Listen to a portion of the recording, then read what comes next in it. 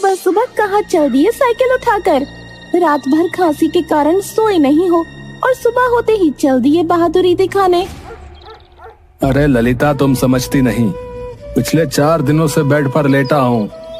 2 महीने बाद ही मधु की शादी है। पैसे का कोई अता पता नहीं। ऊपर से जो थे वो मेरे इलाज में चले गए। सब कुछ चला जाएगा तो फिर आ जाएगा, लेकिन तुम चले गए तो पूरा परिवार खत्म हो जाएगा। अरे क्या पिताजी हैं? एक तो रात भर खांस खांस कर सोने नहीं दिया और अब 5 बजे से आप लोगों का ड्रामा स्टार्ट हो गया। अरे जब डॉक्टर ने आराम करने को कहा है तो फिर सवेरे सवेरे क्यों कसरत दिखाने पर उतारू हैं? यही जिंदगी है। तुम्हें अभी समझ नहीं आएगा बेटा। जिसका जवान बेटा घर में बैठा हो, जवान बेटी की शादी का पैसा जुटाना हो, वो भला कैसे आराम फरमा सकता है? अरे लेकिन डॉक्टर ने आपको धुएं से दूर रहने की सलाह दी है और चाय की दुकान बिना धुएं के तो हो ही नहीं सकता। जब तुम्हें इतनी फिक्र है बाबूजी की, तो फिर तू ही क्यों नहीं दुकान पर चला जाता? ए माँ, तुझे पता है ना, मुझे चाय बेचना बिल्कुल पसंद नहीं है, समझी? लेकिन अगर तू कहती है तो पिताजी के ठीक होने तक मैं चाय की दुकान पर चला जाऊंगा। राजू रमेश की चाय की दुकान पर जाकर चाय बेचने लगता है, लेकिन राजू हमेशा सोचता कि किस तरह से ज्यादा पैसा कमाया जाए ताकि उन लोगों की दरिद्रता दूर हो सके। तभी राजू का दोस्त गट्टू वहाँ आकर बैठ जाता है। और भाई कैसा है तू? आज चाचा नहीं आए दुकान पे? अरे यार, वो पिताजी की तबीयत जरा खराब चल रही है तो मैंने सोचा आज मैं ही दुकान पर चलूं। अच्छा भाई, बहुत बढ़िया। आज फ्री में 1 कप चाय तो मिलेगी ना भैया? अबे भिखमंगे, कभी तो जेब में 5 रुपए रख लिया कर, हमेशा रोता ही रहता है। अबे भाषण मत दे अब। तुझे पता नहीं मैंने गुड्डू बाबा को हाथ दिखाया था। जल्दी ही मेरी लॉटरी लगने वाली लाखों की, तब तेरा सारा उधारी चुकता कर दूंगा भाई। ले कमीने, पी ले चाय। और तेरी लॉटरी पिछले 5 साल से लगी रही है। भाई वो तो तेरे जैसा हो यार। लेकिन यार लॉटरी की जरूरत तो मुझे सच में है यार। घर के हालात कुछ अच्छे नहीं है, ऊपर से बहन की शादी। अबे भाई चिंता मत कर, सब काम अच्छे से हो जाएंगे, चिंता मत कर। इधर मधु के ससुराल वाले लगातार पैसों के लिए दबाव डाल रहे थे। देखो समधी जी, मेरा बेटा सुरेश और मधु की शादी 5 लाख रुपए में तय हुई थी। सारे पैसे शादी के 1 महीने पहले तक तुम्हें देने थे, लेकिन अभी तक तुमने सिर्फ 1 लाख रुपए ही दिए हैं भाई। अब देखिए समधी जी, 2 लाख रुपए शादी के लिए रखे थे। सोचा था 2 लाख किसी से कर्ज लेकर मधु की शादी कर दूंगा, लेकिन रखे हुए पैसे भी मेरे इलाज में खर्च हो गए। आपका बड़ा सा ढाबा है, मुझे 1 साल की मोहलत दे दीजिए, मैं आपकी पाई चुका दूंगा। देखो भाई, कान खोल कर सुन लो समधी जी, मैं बिना पूरा पैसा लिए बेटे की शादी नहीं करने वाला। 1 साल तक मेरा बेटा कुंवारा नहीं रह सकता। 1 सप्ताह में पूरे 4 लाख रुपए पहुंचा दो, नहीं तो ये शादी कैंसिल समझो भाई। जगन के जाने के बाद रमेश की तबीयत और बिगड़ जाती है। ललिता गांव का दबंग होशियार सिंह की पत्नी प्यारी से जाकर मिलती है। अरे ललिता दीदी, आज इधर का रास्ता कैसे भटक गई? वो मैं तुम्हारे पास ही आ रही थी बहन। तो मधु की शादी के लिए 4 लाख रुपए की जरूरत थी। भाई साहब को बोलकर दिलवा देती तो मदद हो जाती हमारी। ठीक है बहन, मैं उन्हें बोलती हूँ।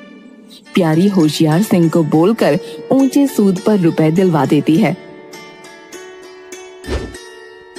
ललिता घर पहुंचकर वो पैसा रमेश को दे देती है। ए लीजिए 4 लाख रुपए, और जगन भाई साहब को जाकर दे दीजिए। शादी की डेट भी फाइनल करके ही आइएगा। रमेश जाकर जगन को पैसे दे आता है। अगले महीने पहले सप्ताह में ही शादी तय हो जाती है। इधर राजू को चाय की दुकान पर एक चोर बिरजू मिलता है। बिरजू एक नई बाइक पर सवार होकर राजू की दुकान के आगे रुकता है और बेंच पर बैठते हुए बोलता है, अरे राजू, अरे क्या बात है भाई, आजकल दुकान पे है भैया? बहुत बढ़िया। और बिरजू भैया कैसे हो? अरे नई बाइक, बहुत खूब। अरे ये तो बस ऐसे ही चलते फिरते खरीद ली भैया, इससे बढ़िया बढ़िया मोटरसाइकिल गोडाउन में खड़ी है। ए राजू, थोड़ा कड़क चाय बनाना है। भाई एक बात पूछूं, तुम हर एक हफ्ते के बाद बाइक चेंज कर देते हो, आखिर इतने पैसे आते कहां से? अबे कुछ नहीं भाई, बस नाइट शिफ्ट में काम करता हूँ, और बाकी तो तुम जानते ही हो, हुनर की कोई कमी थोड़ी है बिरजू में। भाई मुझे भी अपने साथ रख लो, हमें पैसों की सख्त जरूरत है भैया। देख भाई, इस काम में रिस्क बहुत है, जेल भी जा सकता है। हाँ भाई, रिस्क से नहीं डरता, लेकिन पैसे मिलने चाहिए बस। हाँ तो ठीक है, तो आज रात मेरे साथ चल लियो, मेरे पास एक तगड़ा प्लान है। रात में बिरजू राजू को लेकर सेठ करोड़ी मल के यहाँ चोरी करने पहुँचता है। राजू, तू वॉचमैन पर नजर रखियो, ठीक है? मैं दीवार फांद कर अंदर जा रहा हूँ। अरे नजर क्या रखना, वो तो सो रहा है। बाकी तुम बेफिक्र होकर हाथ साफ करो, मैं हूं यहाँ पर। धीरे बोलो, धीरे। हमारे प्रोफेशन में बातों से कम इशारों से ज्यादा काम किया जाता है, समझा? कोई बेवकूफी मत करना, समझे? ओके भाई ओके, आप जाओ, मैं देख लूंगा, सब जाओ। बिरजू दीवार पर चढ़ जाता है। तभी राजू देखता है कि सेठ का कुत्ता बिरजू के पीछे से हमला करने वाला है। हुश, हुश, हुश, हुश। अबे पीछे मेरा पैंट नहीं फटा है, वो सूखे पत्ते पे चढ़ गया था, उसी की आवाज है। हुश, हुश। अबे गूंगे, कुछ बोलेगा भी या शश हुश हुश ही करता रहेगा है? तब तक सेठ का कुत्ता बिरजू का पिछवाड़ा नोच लेता है। जैसे तैसे दीवार से कूदकर बिरजू अपनी जान बचाकर भागता है। अरे मार डाला रे, अरे मेरा पिछवाड़ा बुलडॉग ने लहरा दिया भैया।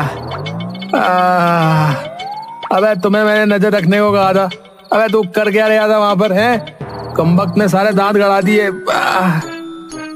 भाई मैं वही तो इशारे से बता रहा था कि पीछे देखो, पीछे। अबे तुम्हारे मुंह में दही जमी थी क्या? है बोल नहीं सकता था क्या? अब बोलता कैसे? तुमने तो कहा था कि हमारे प्रोफेशन में बात कम इशारों से ज्यादा काम किए जाते हैं। अबे जब जान पे पड़ी हो तो इमरजेंसी में रूल नहीं देखा जाता बे। वैसे जिस तरह से दीवार से कूदे, मानना पड़ेगा तुम भी कुत्ते से कम नहीं। अबे चलो अभी यहाँ से, कल देखेंगे। और वैसे तुम मेरी तारीफ कर रहे हो या मुझे कुत्ता कह रहे हो बे? दूसरे दिन बिरजू और राजू सेठ करोड़ी मल के यहाँ रात में फिर से धावा बोलते हैं। इस बार राजू कुत्ते के लिए हड्डी लाता है, जिसे वो कैंपस में फेंक देता है। कुत्ता हड्डी चबाने लगता है। इधर दोनों सेठ के घर में घुसकर चोरी करने लगते हैं। तिजोरी साफ करने के बाद जैसे ही दोनों बाहर निकलने लगते हैं, कुत्ता एक बार फिर से बिरजू की तरफ लपकता है, जिसे राजू देख लेता है। राजू एक पत्थर उठाकर जोर से कुत्ते की तरफ फेंकता है। पत्थर सीधा जाकर बिरजू के पिछवाड़े में लगता है। अबे मार डाला रे। सॉरी यार, मैं तो तेरे पीछे पड़े कुत्ते को मार रहा था। अबे गधे, अबे जब कुत्ता बंधा है वो भौंक सकता है, काटेगा कैसे बे? अबे मैं तो उससे दूर था। और वहीं पे पत्थर मारने की क्या जरूरत थी जहाँ कल कुत्ते ने काटा था बे? उन दोनों की आवाज सुनकर सेठ जाग जाता है। भागते हुए राजू को सेठ पहचान लेता है और पुलिस को खबर कर देता है। इधर जगन शगुन लेकर रमेश के यहाँ पहुँचता है। रमेश भाई, ये लो बहू के लिए कुछ कपड़े और मिठाइयाँ हैं। अगले महीने की 6 तारीख का दिन निकला है। राजू बेटा, जा सामान सब अंदर रख दे। तभी वहाँ राजू और बिरजू को खोजते हुए पुलिस आ जाती है। हाँ जी, ये रमेश चाय वाले का घर यही है के? हाँ हम ही हैं। अब बताइए कैसे आना हुआ? जी आपका ही लड़का है ना राजू? कहाँ है वो? बेटा राजू जरा बाहर तो आना। राजू पुलिस को देख सक पका जाता है। पुलिस उसे पकड़कर हथकड़ी लगा देती है। अब ये सब क्या है? अरे कल रात ये सेठ करोड़ी मल के यहाँ चोरी कर रहा था। पुलिस राजू को ले जाती है। मैं अपने बेटे की शादी किसी चोर उचक्के के यहाँ नहीं कर सकता। कल तुम्हारा पैसा मिल जाएगा, अब मैं चलता हूँ। पर इसमें बेचारी मधु की क्या गलती है? जगन भाई, मैं अपनी पगड़ी तुम्हारे पैर पर रखता हूँ, यह शादी मत तोड़ो। लड़की की शादी टूटने पर समाज में बहुत बदनामी होगी। बदनामी होगी नहीं, बदनामी हो चुकी है भैया। हो सकता है ये 5 लाख जो तुमने मुझे दिए हैं वो भी चोरी गए हो। मैं किसी भी हालत में अब ये शादी तुम्हारे यहाँ नहीं कर सकता, समझे? मधु की शादी टूट जाती है। इधर राजू को 3 महीने की सजा हो जाती है। जेल में राजू सभी को अपने हाथों की बनी चाय पिलाता है। भाई वाह, क्या चाय बनाई है? ऐसी चाय वर्षों के बाद पी। रे राजू, रे तुम इतनी अच्छी चाय बना लेते हो, फिर इस चोर लफंगे के फेरे में कैसे पड़ गए? ज्यादा पैसे के लालच में मैं बिरजू के साथ हो लिया। मेरी बहन की शादी भी मेरे कारण टूट गई। रे कोई बात नहीं, कोई बात नहीं। जब जागो तभी सवेरा, समझ लिया? कोई भी काम छोटा नहीं होता, बस उसे पूरी ईमानदारी के साथ किया जाए ना, तो वो तुम्हें मंजिल पर पहुंचा ही देता है। 3 लाख रुपए राजू को जेल से छुड़ाने में लग जाते हैं। ऊपर से होशियार सिंह सूद समेत 6 लाख रुपए रमेश से मांगता है। रमेश का घर तक बिक जाता है। जेल से आने के बाद राजू चाय की दुकान को मसाला चाय के नाम से फिर से खोलता है। शाबाश राजू, बहुत अच्छे। अरे इनसे मिलो, यह है मेरा भतीजा प्रकाश, इसी गांव में टीचर बन के आया है। सोचा तुमसे मिला दूं। आइए सर, ये लीजिए मसाले वाली चाय पीजिए। बहुत अच्छा। इतनी जायकेदार चाय तो शहरों के बड़े बड़े रेस्टोरेंट और कॉफी हाउस में भी नहीं मिलती है। आप शहर में क्यों नहीं ट्राई करते? शहर में खोलने के लिए पूंजी चाहिए, जो मेरे पास अभी नहीं है सर। वैसे मेरे शहर वाले मकान में आगे वाले कमरे में आप चाय की दुकान खोल सकते हैं। और हाँ भाई, जो भी घटेगा बढ़ेगा मुझसे पैसे ले लियो, कमाई होने पर वापस दे देना। रमेश से बात कर राजू शहर में मसाले वाली चाय की दुकान खोल देता है। शहर में दुकान का पहला दिन। अरे भाई जल्दी से गर्मा गर्म चाय लगा दो, साथ में एक फैन भी दे दियो भाई। है सर, आइए आइए, लीजिए गर्मा गर्म मसाला चाय, और ये रहा आपका फैन। भाई मेरे क्या बवाल चाय बनाए भैया। अरे भैया, कोई गलती हो गई क्या? कहीं मीठा डालना तो नहीं भूल गया?